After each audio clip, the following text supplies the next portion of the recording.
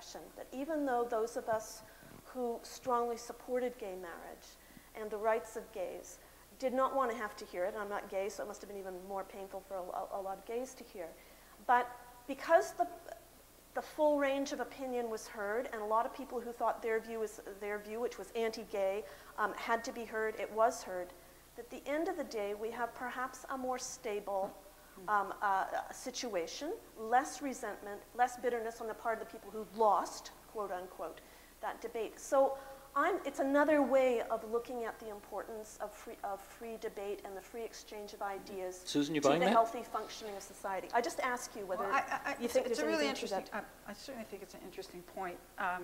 However, in my experience as a lesbian, did not hear the kind of hate. I mean, I didn't like what I heard from the opposition, but I didn't hear the kind of hate speech that said, you know, kill all queers. I mean, that's hate speech to me. And that's why I gave you the snuff example. And my thing is, whenever I hear the word all, as in all Muslims should be on the no-fly list, just to reference the Ann Coulter affair over at the University of Ottawa, that's when I think that you're getting into trouble. You have to have all, and you have to have, you really have to be threatening, you know, in the threatening environment. And I didn't, I mean, you may be right that people were so appalled by the opposition that but at the same time, you know, it took a long time. But the advocacy of a criminal offense, like rape, assault, murder, is a criminal offense. You know, I mean, I didn't think that's what we were into. I thought we were more into the kind of human rights codes types of laws that want to curb. Richard, you want in on this? Well, no, I mean, generally speaking, when we think of advocacy and incitement, there's an immediacy to it. There's something about a presence, people there who I'm in a particular relationship with, who I may have some good reason to believe will take action. I think there is a space to understand hate speech more broadly than that.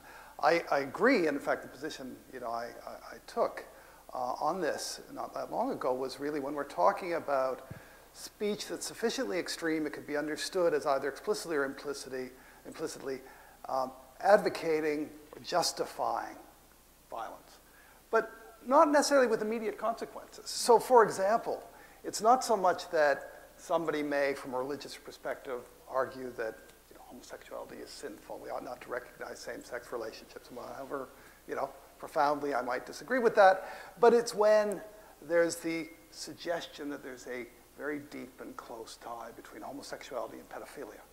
And these people are dangerous to our children. I mean, that's when you get to a point where saying, well, if somebody takes that seriously, hears that, how are they to understand that? Well, clearly we need to take radical action because these people are dangerous to our children in some way. The suggestion that, and however bizarre it sounds, I mean, Jim Keekstra himself spoke in these terms that, Jews kill Gentile children in order to, make matzah or whatever it might be. I mean, what is your response to that got to be if you take it seriously? Well, it's got to be we better take action. Now, none of that would count as advocacy incitement under the ordinary law. But, and one might say, look, it's bizarre, and the law can intervene and prevent the behavior, and the standard free speech response is we do not hold the speaker responsible for actions that may occur as a consequence of somebody being persuaded of their actions. But, we've been talking about public discourse. Let's not forget that most of this is taking place now on the internet. And there's a publicness to the internet in the sense that most people can access it, but there's also something quite segmented, as we know, fragmented about the internet, in which there are these little sort of enclaves of people engaging and supporting and reinforcing what may already be extreme views. And that's what troubles me. They're away from anything we might call critical discussion, reflection, critique, and so forth. Okay. So I want to think of hate speech laws as broader than just your standard advocacy incitement laws. Let me put one more thing on the table, and then we're going to get this audience involved as well. Rinaldo, you first. Tell me what you think of this phenomenon, which we do hear from time to time. We live in a multicultural society. Identifiable groups need a certain amount of protection from extreme speech, as it's been described, or hate speech. But we need to have free speech because we need to express deeply held views about identifiable groups, but incidentally not my group. You hear this a lot. What do you think of that?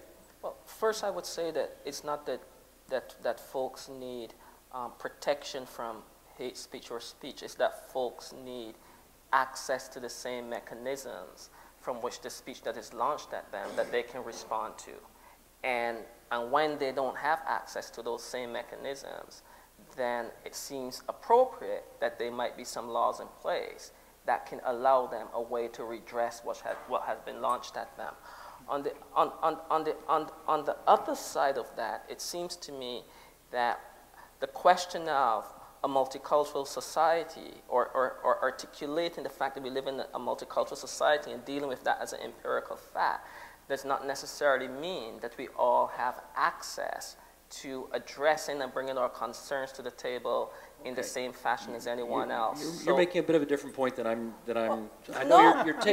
No, you don't think so? No, because I think that when we have these conversations, that we're talking about the public spheres, though we're all in the public sphere equally, and we're not all in the public sphere equally at all. But some people have a bigger soapbox. Okay, no, fair enough. Okay, Susan, tell me this. How about we love free speech, but incidentally, no jokes about the Holocaust? Or we need free speech in our society, but incidentally, no cartoons about Muhammad.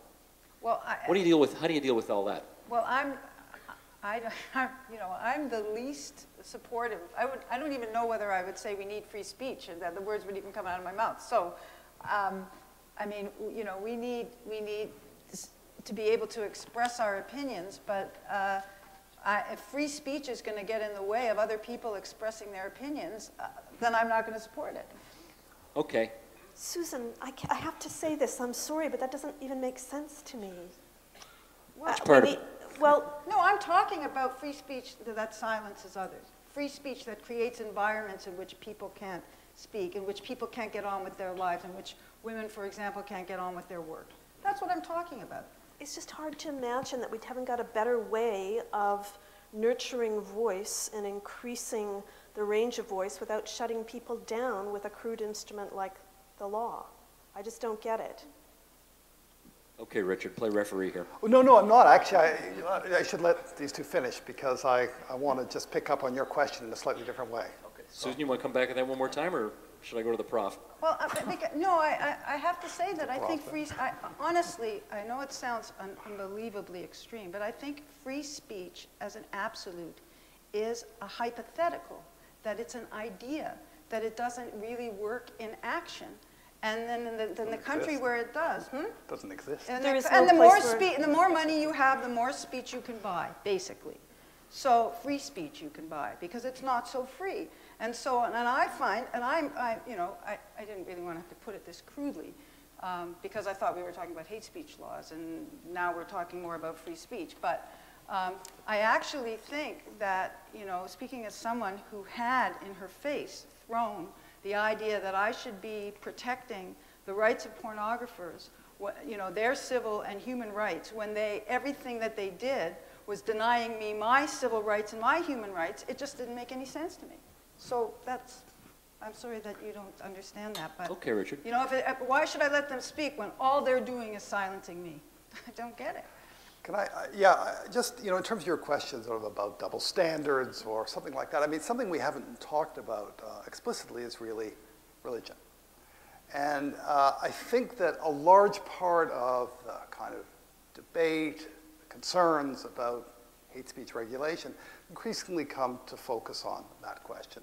And there is a distinction that is very difficult and problematic and blurred between an attack on the members of a group along the lines, you spoke of when you say all, everybody's a Muslim. There's somehow a profound link between being Muslim and being violent or something, which is, what makes Mark Stein's writing problematic, and we won't get into that, but it's a completely odious and dishonest piece, and I'll say only that about it. Whether it should be restricted is another question. But then there is the question of an attack on belief. And, we have a very complicated and sometimes dual understanding of religion. We see it as a set of, of beliefs, of truth claims, and so forth. And we also see it as a cultural identity at one and the same time. And as a cultural identity, people can feel quite troubled by attacks, challenges on that. But ultimately, if we see it as a belief system, it's got to be open to challenge, to attack, to criticism, and so forth. How about ridicule and humiliation? Well, again, I mean, it depends what you're speaking about. Are you speaking about the members of a group? Are you speaking about, you know, a set of beliefs, that which is sacred, and so forth? The problem of trying to establish standards of civility, especially when it comes to that which is sacred or that which is you know, a set of truth claims of some kind, is that, of course, you know, those are so highly conventional. And how does one Can you understand publish cartoons about the Prophet Muhammad? Yes, Well, of course. Yes, I think so. But, you know, there are a variety of complaints one could make. One could say the problem with the cartoons, or some of them, and they're very different in character, as I'm sure you know, is they could be understood as making a claim or assertion about Muslims and a link to violence. Now, they're cartoons, so therefore the meaning is, you know, so multiple and so forth.